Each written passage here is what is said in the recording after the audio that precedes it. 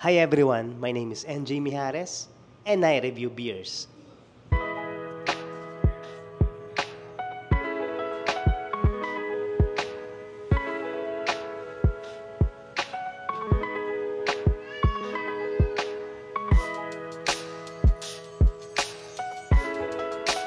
Look at this. This beer has no label because it's not commercially available. You will not find this beer anywhere in the world. Not in groceries, not in supermarkets, certainly not in sari-sari stores, and not even in craft beer events. To find out where this beer came from, you just have to watch the rest of the video. So this beer is called Double Dragon Fruit Ale. It's a Pinoy craft beer brewed by a guy named Brian Samoy. He's also a beer reviewer and a craft beer fan like myself. His stuff is on Instagram. His name is HappyDadPH. Check it out. So who is he and how did I get his beer? We haven't really met in person. Nagkaka-interact lang kami sa mga Facebook groups about Pinoy craft beers. I follow him on Instagram. He follows me here on YouTube. I heart his videos. He likes my content. So we formed this some sort of cyber connection. Or should I say, cyber connection. And cut to, he told me he's experimenting with brewing his own craft beers. That's why he sent me this bottle. And in this episode, we will drink his beer, Double Dragon Fruit Ale by Happy Dad PH. But before we continue, I'd like to ask for a favor, a tiny little favor. If you're enjoying my content, please hit the like button down below. It's absolutely free. Now let's get back to the video. So according to Brian the Brewer, this is 6% alcohol by volume. And he calls it Double Dragon Fruit Ale kasi dalawang klase ng dragon fruit ang ginamit niya. Red and white dragon fruit. And he calls it Kabsat Double Dragon Fruit Ale. Kabsat sa Ilocano, it means kapatid. Let's go. Buksan na natin. Oh shit. Oh shit. Right. Okay. Sorry, natapon siya. Medyo na-agitate yung carbonation niya, so nag-overflow sa bote. Okay, so as you can see, the color is very distinct. It's red-pink. I don't know kung nakikita nyo dito sa camera, but here's the color. It's a beautiful color.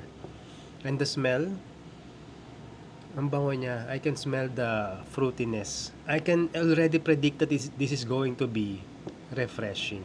Ang bango niya. Okay, let's go. Can't wait to taste this. Tikman na natin.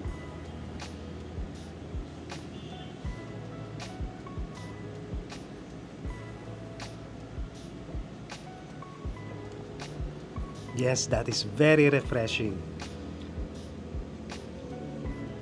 That is a nice aftertaste. Immediately I can feel the fruitiness inside the mouth. The first sip pa lang yung unang moment pa lang na dumikit na yung liquid or yung beer itself inside the mouth and in the tongue. I can already feel and taste the freshness of the dragon fruit. Ang sarap niya. It's so fruity. But it's a kind of fruity na it's not artificial.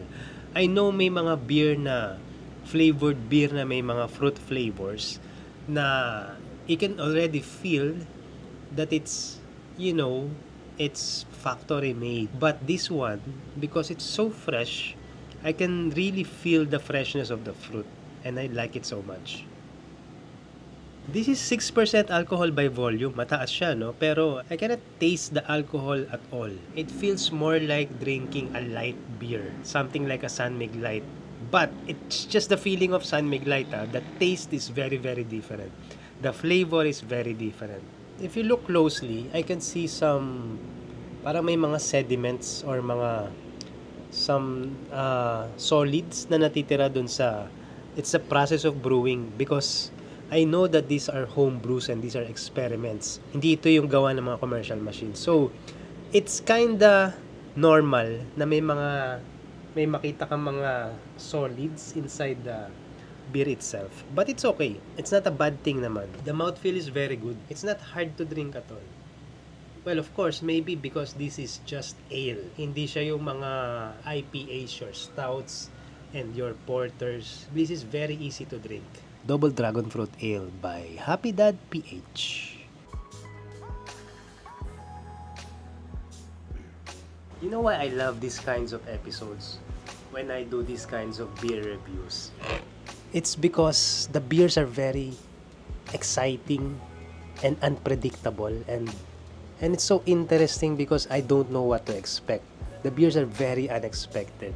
The sense of discovery is very strong kapag umiinom ako ng mga ganitong klaseng beer.